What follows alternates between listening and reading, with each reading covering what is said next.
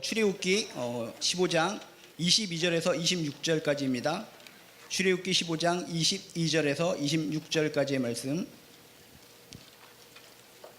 우리 모두 한 목소리로 읽도록 하겠습니다. 시작. 모세가 홍해에서 이스라엘을 인도하매 그들이 나와서 수류 광야로 들어가서 거기서 사흘길을 걸었으나 물을 얻지 못하고 마라에 이르렀더니 그곳 물이 써서 마시지 못하겠으므로 그 이름을 마라라 하였더라.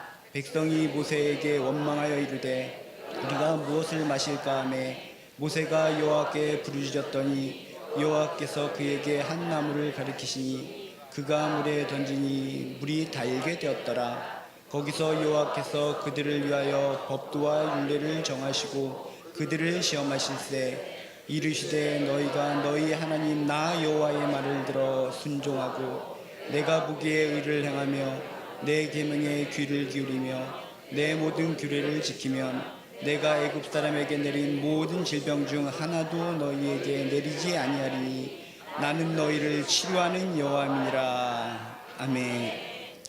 우리가 믿는 하나님은 치료하는 여호와이니라라고 성경을 통해서 이야기하고 있습니다. 여러분 모두 오늘 기도의 시간을 통해서 말씀을 통해서 치료하시는 여호와 하나님을 만나시길 주님의 이름으로 축복합니다. 이곳에 보니까 너무나 아픔이 있고 슬픔이 있고 고통이 있어서 눈물이 앞을 가리고 가슴이 먹먹하고 가슴이 찢어지는 분들이 참으로 많은 것 같습니다. 여러분들 기도를 통해서 말씀을 통해서 치료하시는 하나님을 꼭 만나시기를 주님의 이름으로 축복합니다. 치료하시는 하나님을 만날 때 내 마음이 뻥 뚫릴 줄로 믿습니다. 치유가 일어날 줄로 믿습니다. 내가 기도하는 대상에 그 아픔이 사라질 줄로 믿습니다. 내 주변에 아파서 눈물 흘리고 있는 그 눈물이 닦여질 줄로 믿습니다. 치료하는 하나님을 만나는 이 밤 되시기를 주님의 이름으로 축복합니다. 오늘처럼 햇빛이 찬란한 날 우리들을 졸졸 따라다니는 무엇인가가 있습니다.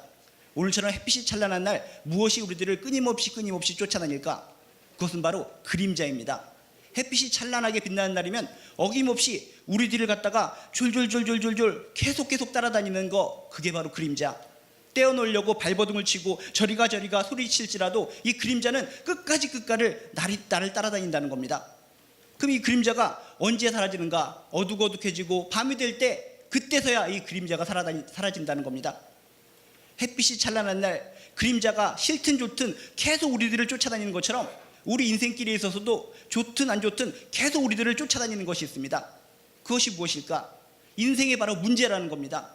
우리들이 생각할 때 내가 하나님 믿고 하나님 잘 섬기고 살아가면 인생의 문제라는 것이 하나도 없이 잘 통통하게 살면 좋을 텐데 이상하게 내 인생 가운데 믿는 사람의 인생 가운데도 문제라는 것이 졸졸 따라다닌다는 겁니다. 언제까지 따라다니는가? 그림자가 어둑어둑해지고 어둠이 질 때 사라지는 것처럼 우리가 하나님 품에 안길 때까지 문제는 우리를 졸졸 따라다닌다는 겁니다.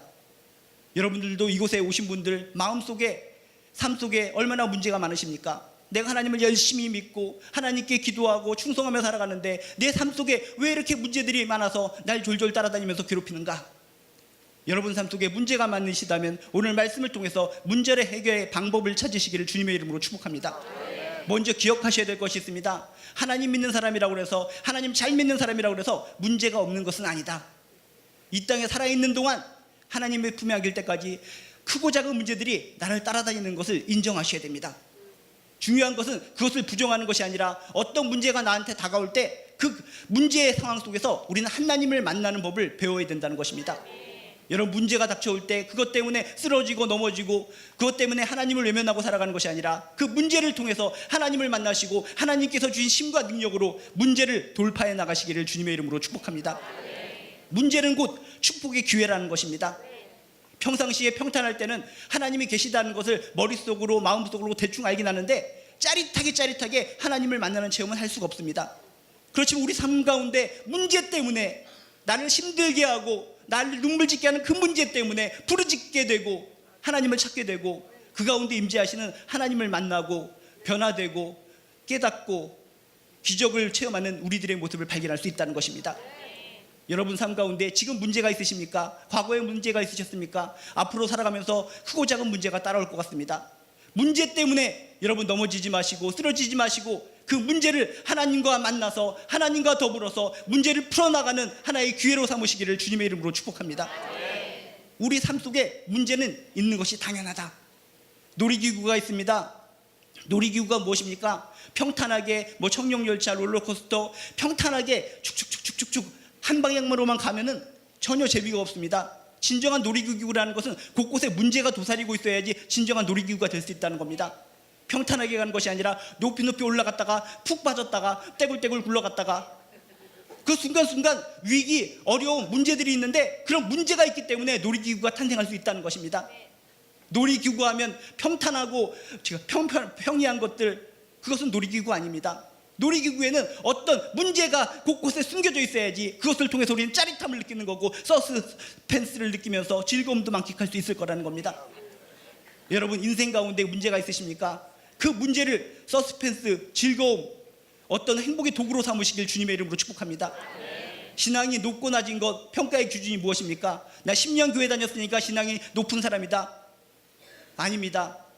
이 위기가 닥쳤을 때, 문제가 나에게 닥쳤을 때 이 문제를 어떻게 풀어나가느냐, 하나님과 함께 어떻게 풀어나가느냐, 풀어나가는 나의 모습을 통해서 내가 신앙이 높은 사람인지 낮은 사람인지를 파악할 수 있다는 것입니다.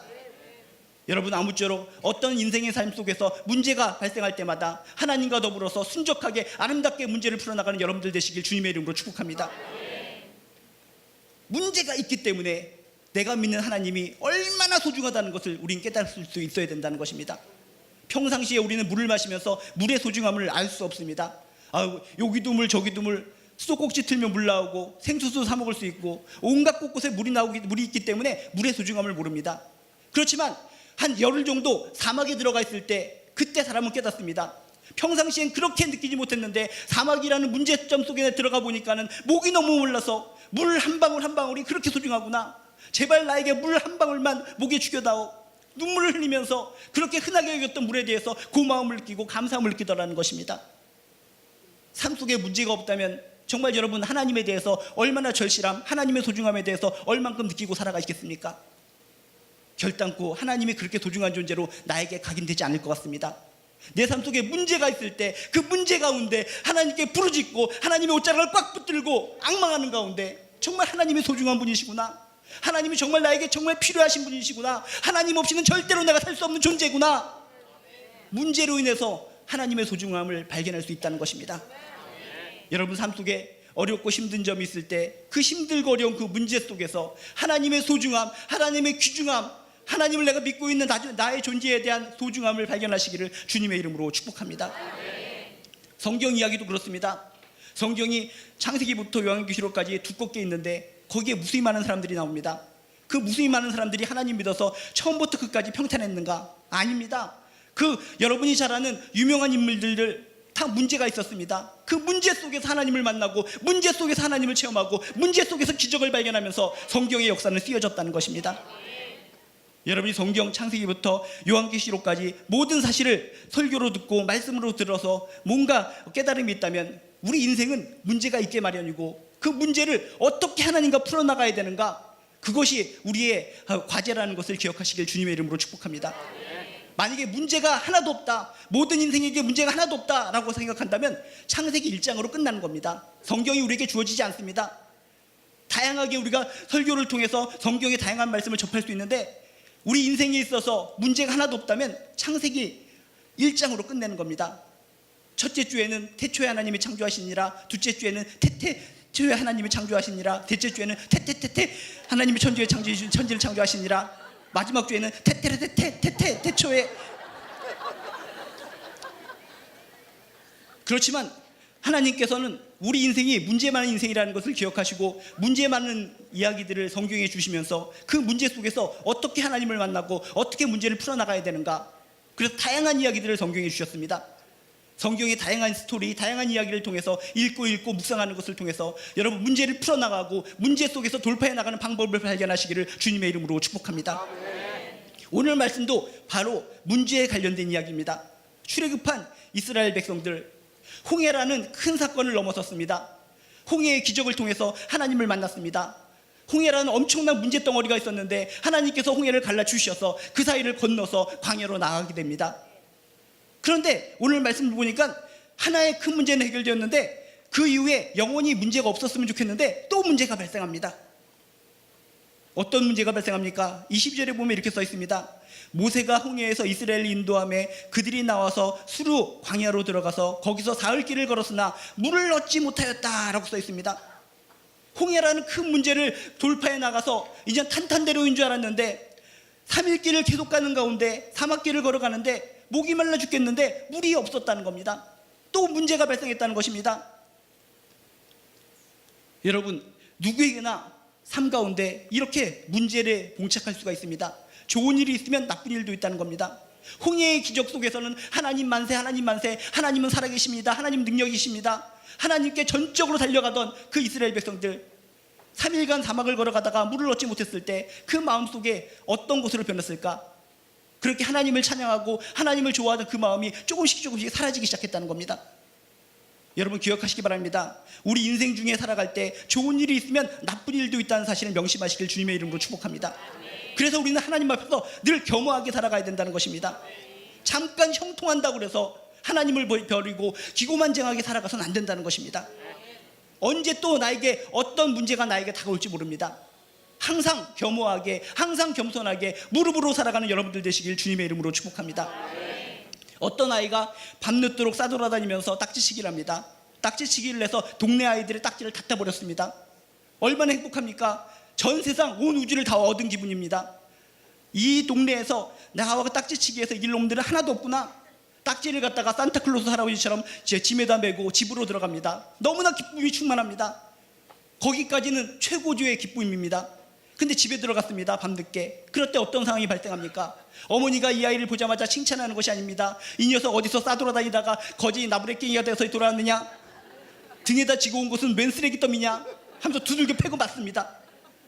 두들겨 패고 맞으면서 이 아이는 뭘 생각합니까? 인생의 단맛 쓴맛을 다 깨닫는 겁니다. 아, 인생이 영원히 딱지를 다 타서 좋은 점만 있는 줄 알았더니 당장 1시간 만에 뒤집어지는구나. 엄마한테 이렇게 뒤집어서 죽도록 뭐 터지면서 피눈물을 흘리면서 인생은 이런 것이구나 깨닫게 된다는 겁니다. 여러분, 내가 하나님을 잘 믿는다 할지라도 끝까지 겸손한 인생 살아가시기를 주님의 이름으로 축복합니다. 홍해의 기적을 통해서 행복했지만 3일 만에 다시 물이 없는 엄청난 위기, 문제에 또 봉착하게 되었다는 겁니다. 이런 성경의 인생의 모습들을 바라보면서 그렇구나, 어떤 상황과 여건 속에서도 나는 겸허한 마음으로 무릎 꿇는 자세로 하나님을 섬기며 살아가야 되겠다, 이런 결단을 하시기를 주님의 이름으로 축복합니다. 그런데 더 큰 문제가 생깁니다. 차라리 물이 아예 없으면 좋을 텐데 조금 걸어가다 보니까 물을 발견하게 됩니다. 얼마나 행복합니까? 야, 하나님께서 우리에게 또 물을 주시는구나, 하나님 감사합니다 라는 마음으로 생각하고 물을 먹으려고 하니까 그 물이 먹지 못하는 물이었다는 겁니다. 쓴 물이었다는 겁니다. 그래서 23절에 뭐라고 써 있습니까? 마라에 이르렀더니 그곳 물이 써서 마시지 못하겠으므로 그 이름을 마라라 하였더라 라고 써 있습니다. 더 극도의 답답한 문제가 닥쳤다는 겁니다. 차라리 물이 없었더라면 조금 참으면서 그래도 하나님을 의지하면서 살아갈 텐데, 물이 있긴 있는데 이 물을 통해서 하나님께서 나의 문제를 해결해 주는 것 같았는데 물을 먹어보니까 쓴 물이다, 못 먹는 물이라는 것입니다. 얼마나 답답했을까? 우리도 그렇지 않습니까? 인생 가운데 문제가 있을 때 기도를 합니다. 그러면 당장 하나님께서 뭔가 응답해 주는 것 같습니다. 그 순간은 역시 나의 하나님이야, 따봉 하나님이야, 훌륭하신 하나님이야, 이런 마음이 드는데 그 문제가 해결된 줄 알았는데 더 큰 문제가 더 발생하더라는 것입니다. 그때 여러분 마음이 어떻습니까? 하나님이 1억입니까? 내가 기도해서 당장 기도 응답이 되는 것 같은데 일이 왜 더 꼬이는 겁니까? 더 힘들어지는 겁니까? 당신 1억입니까? 지금 이런 상황이라는 겁니다. 하나님께서 물을 주셔서 이 물을 마시고 또 용기 있게 광야를 향해서 나갈 줄 알았더니 이 물이 써서 마시지 못하겠다. 얼마나 썼는지 그 이름을 마라라 하였더라 라고 했다는 것입니다. 얼마나 스트레스 받는 상황, 좌절의 상황, 그것을 표시하기 위해서 이 쓴물, 죽은 물을 가리켜서 마라, 독같은 물, 쓴물이라고 명명했다는 것입니다. 상상해 보시기 바랍니다. 얼마나 고통당하고 있었으면, 얼마나 속상했으면 이 물을 마라, 쓴물이라고 이름을 호칭했을까? 우리들이 여러 가지 병들을 호칭하는 것을 보면서도 깨달을 수가 있습니다. 예를 들어서 뽀드락지 하면 어떻습니까? 뽀드락지는 예쁘고 깜찍한 병, 그렇게 간단하게 넘어갈 수 있는데 옴 하면 어떻습니까? 똑같은 피부병인데 옴 하면 뽀드락지하고 차원이 다른 겁니다. 옴, 간지럽고 재수 옴 붙었네.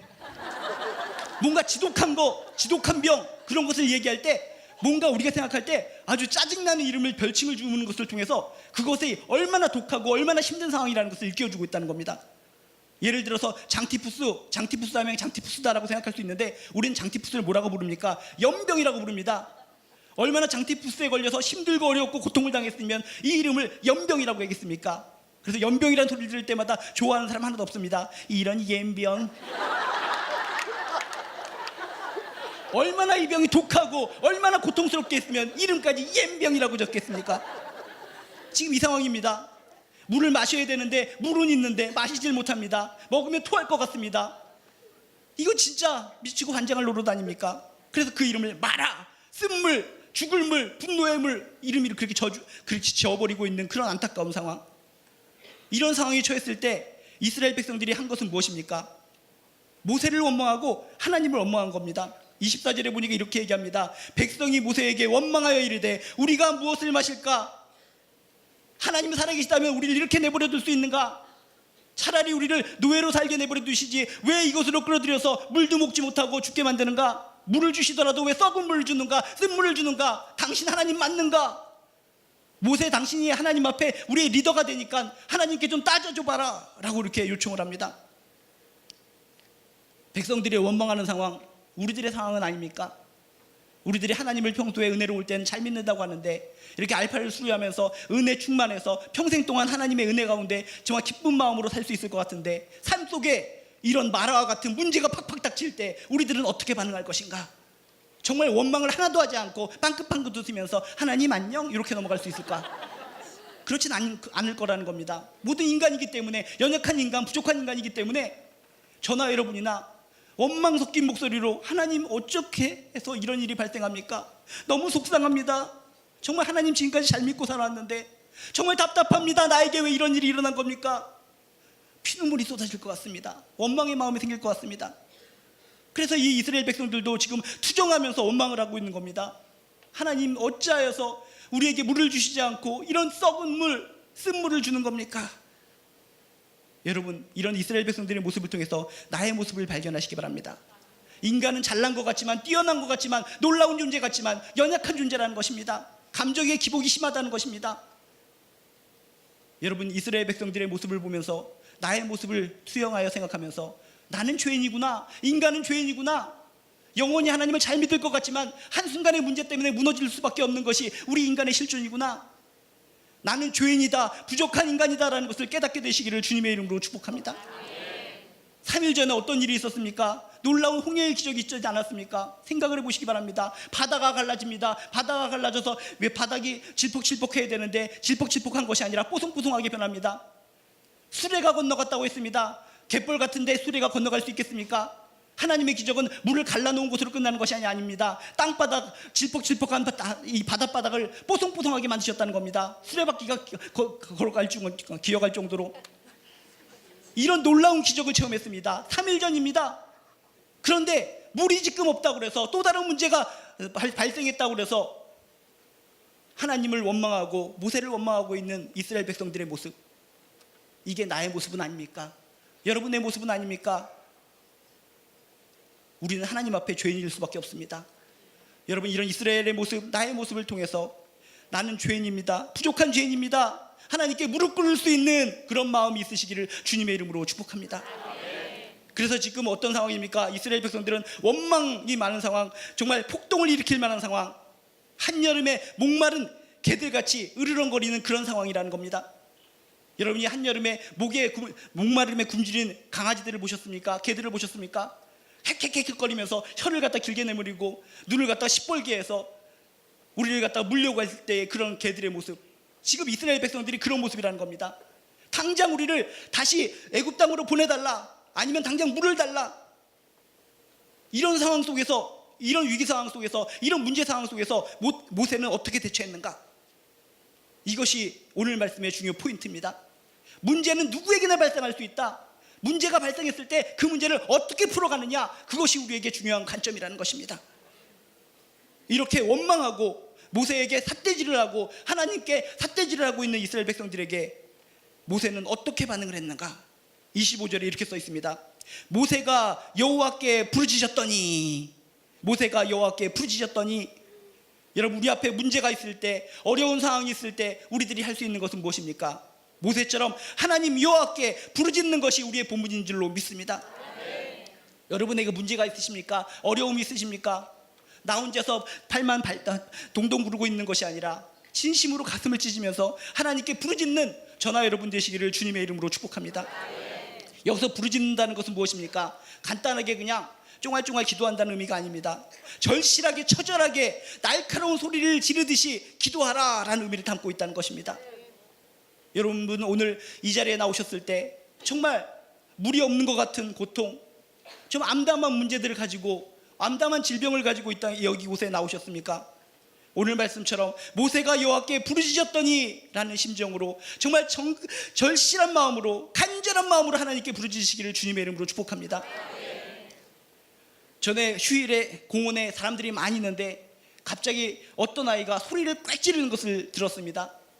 부모님을 놓친 겁니다. 길을 잃어버린 겁니다. 길을 잃어버렸더니 무수히 많은 사람들 속에서 이 아이가 소리를 고래고래 지릅니다. 엄마, 아빠 하면서 그냥 목이 카랑카랑 하면서 그 공원 전체가 그냥 들썩날썩할 정도로 소리 지르는 그 아이의 모습을 통해서, 그렇구나, 위기 상황이라면, 문제가 발생했다면 내가 외칠 것은 무엇인가?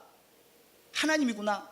전능하신 하나님을 믿는다면, 문제의 해결자가 되신 하나님을 믿는다면 이분께 부르짖어야 되겠구나. 간절하게 부르짖어야 되겠구나. 목 놓아 부르짖어야 되겠구나. 무릎 꿇어 부르짖어야 되겠구나. 가슴을 찢으며 부르짖어야 되겠구나. 여러분 상황 속에 문제가 있으시다면 정말 가슴을 찢으면서 무릎 꿇으면서 정말 여러분 주변에 있는 모든 것이 부셔질 정도로 꽝꽝 치면서라도 부르짖는 여러분 되시기를 주님의 이름으로 축복합니다. 문제가 발생했을 때 우리들의 유일한 방법, 하나님을 믿는 우리들에게 유일한 방법은 무엇인가? 여호와께 부르짖었더니 부르짖는 여러분들 되시길 주님의 이름으로 축복합니다. 부르짖는다는 것은 입으로 부르짖을 수도 있지만 가슴을 찢으며 부르짖는다는 의미도 담고 있습니다. 너무나 황망하고 너무나 답답하고 암담하기 때문에 입 속에서 말이 안 나옵니다. 헉헉거리면서 가슴을 찢으며 기도하는 겁니다. 다른 사람들은 부르짖어라, 목소리를 내라고 외칠 때 목소리마저 내지 못하면서 가슴을 찢는 심정으로 기도할 때 그 기도도 하나님께서 받아주시리라 믿습니다. 아주 추운 밤, 눈 내리는 추운 밤, 그 하늘, 차가운 하늘을 바라보면서 우는 늑대 울음소리를 들어본 적이 있습니까? 외로워서, 추워서 밤하늘, 차가운 밤하늘을 바라보면서 아우 하고 부르짖는 그 늑대의 울음소리, 그렇게 늑대의 울음소리처럼 처절하게 하나님을 찾아보신 적이 있으십니까? 저는 있습니다. 그렇게 늑대가 부르짖듯이 좀 하나님을 향해서 주여 주여, 내 문제 상황 속에서 하나님 임자하여 주시어서 이 문제를 풀어 주시옵소서. 하나님께서 이 문제 가운데 임자하여 주시어서 문제를 풀어 주실 줄로 믿습니다. 전능하신 하나님 임자하여 주시옵소서. 간절하게 하나님께 부르짖을 때 하나님께서 응답하십니다. 길을 보여주십니다. 앞길을 환하게 하십니다. 입술로만 하나님을 믿는 여러분들 되는 것이 아니라 심정으로, 가슴으로, 영혼으로 부르짖어 하나님을 만나고 하나님을 믿는 여러분들 되시기를 주님의 이름으로 축복합니다. 이렇게 모세가 여호와께 부르짖었더니 하나님께서 외면하시는가? 아닙니다. 오늘 말씀에 보면 이렇게 써 있습니다. 여호와께서 그에게 한 나무를 가리키시니, 지시하시니 그가 물에 던지니 물이 달아졌더라 라고 얘기합니다. 부르짖는 자에게 어떤 방식으로든지 하나님은 응답하십니다. 우리가 생각하는 방식이 아니더라도 우리의 상식을 초월해서 응답하시는 하나님을 믿으시길 주님의 이름으로 축복합니다. 이 당시에 모세와 이스라엘 백성들의 상식으로는 어떻게 응답하셔야 됩니까? 당장 물을 주는 것이 상식적인 응답입니다. 근데 응답의 방향이, 응답의 내용이 인간이 생각하는 거하고 좀 틀렸다는 겁니다. 여호와께서 그에게 한 나무를 지시하시니, 가리키시더니 그 나뭇가지를 물에 던지라라고 명령했다는 겁니다. 인간적인 상식하고 틀린 응답, 여러분 이것이 하나님의 응답일 수 있다는 것을 기억하시길 주님의 이름으로 축복합니다. 나는 이 문제를 가지고 열심히 기도합니다. 이 문제를 풀어 주시옵소서. 이 문제를 꼭 풀어 주셔야 됩니다. 근데 하나님께서는 우회해서 다른 방식으로 응답하시기도 하시더라는 것입니다. 다른 방식으로 응답하시더라도 여러분 하나님을 믿게 생각하지 마시고 더 큰 축복의 길이다라고 여기시길 주님의 이름으로 축복합니다. 이렇게 좀 말도 안 되는 한 나뭇가지를 던져라 라고 얘기했을 때 모세는 어떻게 했는가? 하나님, 우리에게 필요한 것은 물입니다. 왜 나뭇가지를 물에 던지라고 합니까? 저에게 장난치라고 하는 것입니까? 이렇게 따지지 않았습니다. 모세는 그저 순종하는 마음으로 하나님께서 명령하시니, 하나님께서 말씀하시니 나뭇가지를 물속에 던졌습니다. 이런 순종하는 믿음이 있으시길 주님의 이름으로 축복합니다. 문제가 발생했을 때 우리는 부르짖게 될 것이고, 하나님께서 어떻게 응답하실 때 우리는 겸손하게 아멘으로 화답하시길 주님의 이름으로 축복합니다.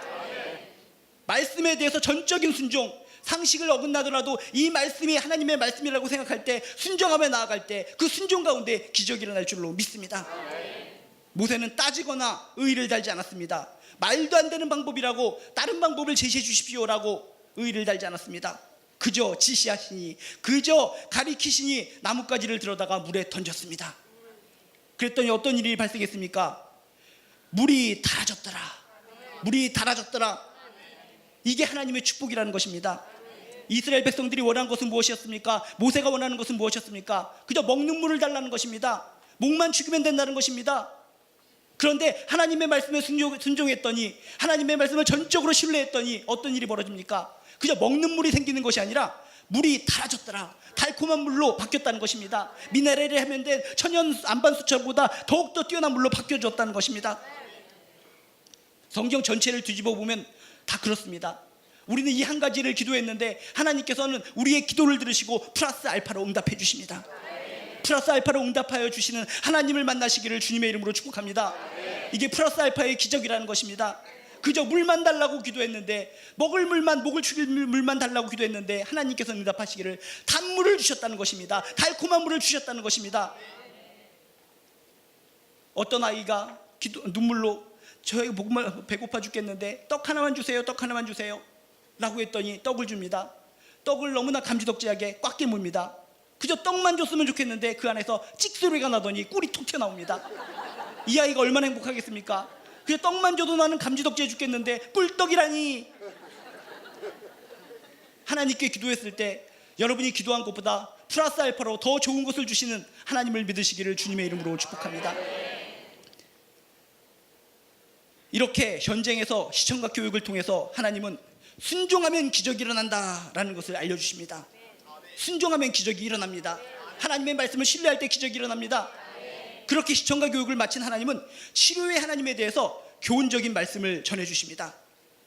뭐라고 말씀하시는가? 25절 26절에 보면 이렇게 써 있습니다. 거기서 여호와께서 그들을 위하여 법도와 율례를 정하시고 그들을 시험하실세 이르시되 너희가 너희 하나님 나 여호와의 말을 들어 순종하고 내가 보기에 의를 행하며 내 계명에 귀를 기울이며 내 모든 규례를 지키면 내가 애굽 사람에게 내린 모든 질병 중 하나도 너희에게 내리지 아니하려니 나는 너희를 치료하는 여호와임이니라. 치료의 하나님이 어떤 분이신가에 대해서 교훈점을 주고 있다는 것입니다. 많은 사람들은 앞에 부분을 다 생략해버리고 치료의 하나님 이것만 기억하면서 자신의 삶은 엉터리로 살고 하나님을 외면하고 살면서 아쉬울 때만 치료의 하나님 날 고쳐주시옵소서, 치료의 하나님 나를 인도하여 주시옵소서, 문제를 해결하여 주시옵소서 이렇게 외치는 사람들이 많이 있습니다. 그런데 우리는 봐야 됩니다. 나는 너희를 치료하는 여호와임이니라 라는 이야기에 앞서서 어떤 이야기가 있는가?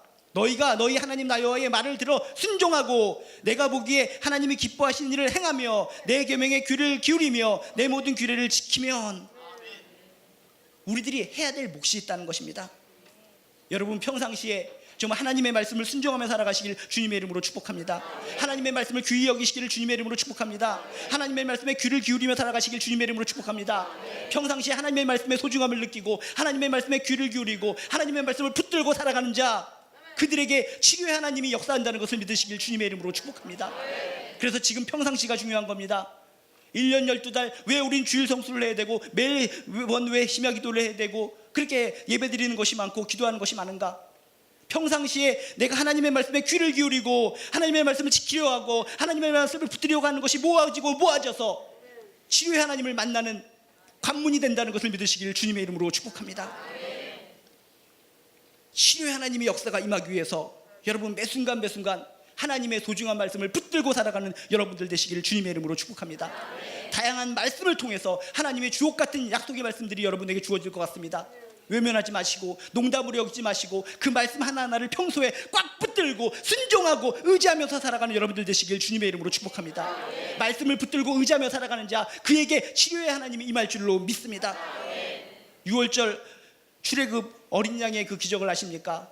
10번째 재앙이 이르렀을 때 첫 번째 태어난 것들은 몽땅 싸그리 죽게 됩니다.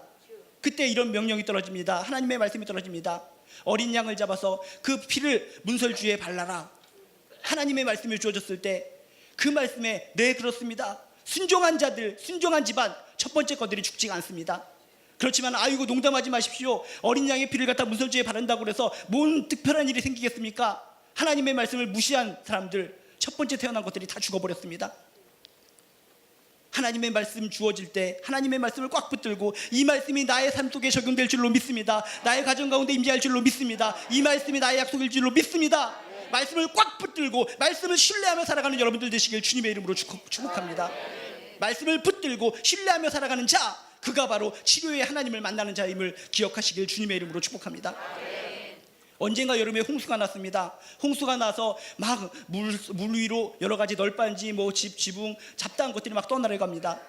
그런 사물들만 떠내려가는 것이 아니라 돼지도 떠내려가고 어떤 가축도 떠내려가고 여러 가지 것들이 막 떠내려갑니다. 그래서 동물들도 많이 그때 짐승들도 죽었는데 어떤 텔레비전 장면에 이상한 장면이 잡혔습니다. 널빤지가 이렇게 있는데 널빤지 주변에서 뭐가 솟았다가 가라앉았다 하는 것이 눈에 띄었습니다.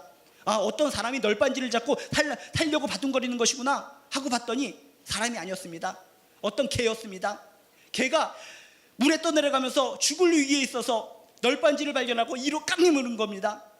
이로 꽉 무으면서 절대로 내가 이것을 놓치면 안 된다. 이 널빤지를 놓치는 순간 난 죽는 것이다. 이런 심정으로 이 개가 눈을 번뜩번뜩거리면서 이를 악물고 널빤지를 꽉 깨물고 있는 장면이 포착됐습니다.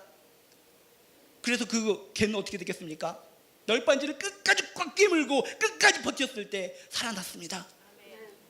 여러분 인생에 있어서 꽉 붙들고 꽉 물고 살아가야 될 것이 무엇입니까? 하나님의 말씀인 줄로 믿습니다. 너희가 너희 하나님 나 여호와의 말을 들어 순종하고 내가 보기에 하나님이 기뻐하실 일을 행하며 내 계명에 귀를 기울이며 내 모든 규례를 지키면, 하나님의 말씀에 순종하면, 말씀을 꽉 붙들고 살아가면, 하나님의 약속을 꽉 신뢰하며 살아가면 그런 자에게 치료의 하나님의 능력, 치료의 하나님의 기적이 임할 줄로 믿습니다. 그리고 오늘 말씀을 자세히 보면 이렇게 써 있습니다. 내가 애굽 사람에게 내린 모든 질병 중 하나도 너희에게 내리지 아니하리니 라는 표현이 써 있습니다. 이게 무슨 표현입니까? 앞으로 미래적인 표현이라는 겁니다. 하나님께서 치료의 하나님을 말씀해 주셨는데 하나님이 말씀하시는 치료의 개념은 소 잃고 외양간 고치는 치료의 하나님이 아니라는 겁니다. 나 지금 아프니까 고쳐주십시오. 그래 딱딱딱. 아프니까 고쳐주십시오. 딱딱딱. 이런 하나님도 되시긴 하지만 우리가 믿는 하나님은 원초적으로 예방적인 차원의 하나님이시라는 겁니다. 우리가 말씀을 붙들고 살아갈 때, 말씀을 순종하며 살아갈 때, 건강한 신앙을 지키며 살아갈 때 그것이 치유의 하나님의 예방해주고 건강을 지켜주시는 차원이라는 것을 기억하시길 주님의 이름으로 축복합니다. 소 잃고 외양간 고치지 마시고 미리미리 건강할 때 하나님 말씀 붙들고 하나님과 순종하면서 하나님과 동행하면서 살아가는 여러분들 되시길 주님의 이름으로 축복합니다. 어떤 사람들은 얘기합니다. 문제가 닥치면, 문제가 생기면 내가 하나님 믿겠다. 그런 사람이야말로 정말 어리석은 사람입니다. 왜? 우리가 믿는 하나님은 너희에게 내리지 아니하리니, 미래에 내리지 아니하리니 나는 너희를 치료하는 여호와 하나님이니라. 예방적 차원의 치료의 하나님이시라는 겁니다. 평상시에 여러분이 오히려 평안할 때, 오히려 안락할 때 더욱더 하나님을 잘 믿는 여러분 되시길 주님의 이름으로 축복합니다. 평상시에 하나님을 잘 믿고 하나님의 말씀을 순종하는 자에게 예방적인 차원의 치료의 하나님이 임재하여 주셔서 그의 인생을 보장하여 주시고 그의 가정을 보장하여 주실 줄로 믿습니다. 우리가 인생을 살아가면서 문제없이 살아갈 자 하나도 없습니다. 우리 인생 가운데 크고 작은 문제가 발생하는 것이 사실이라면 그 문제가 닥쳤을 때 어떻게 풀어나가야 되느냐, 그게 중요합니다. 우리 믿는 자에게는 전능하신 하나님이 계십니다. 전능하신 하나님의 손을 붙잡고 그의 말씀에 의지하여서 여러분 삶 속에 다가오는 모든 문제들을 돌파해 나가시기를 주님의 이름으로 축복합니다. 그러기 위해서 우리에게 필요한 것은 무엇입니까? 부르짖는 마음이 필요합니다. 절실하게 가슴을 찢는 심정으로 하나님께 부르짖는 여러분들 되시기를 주님의 이름으로 축복합니다. 그리고 말씀을 붙드시기 바랍니다. 여러분에게 주어지는 축복의 말씀, 내가 너를 반드시 치료하리라, 내가 너에게 모든 아픔을 내가 닦아주리라, 눈물을 닦아주리라, 너의 인생이 보장되리라, 너의 미래가 창대해지리라. 하나님께서 주신 축복의 말씀들을 꽉 붙드시기 바랍니다. 나하고 전혀 관계없는 말씀이라고 생각하지 마시고 하나님이 이 말씀이 나의 말씀인 줄로 믿습니다. 개가 널빤지를 꽉 물고 살아남듯이 하나님의 말씀을 꽉 붙들고 하나님의 말씀을 의지하는 가운데 치료의 하나님을 만나셔서 어떤 문제든지 돌파해 나가시고 승리하는 저와 여러분 되시기를 주님의 이름으로 축복합니다.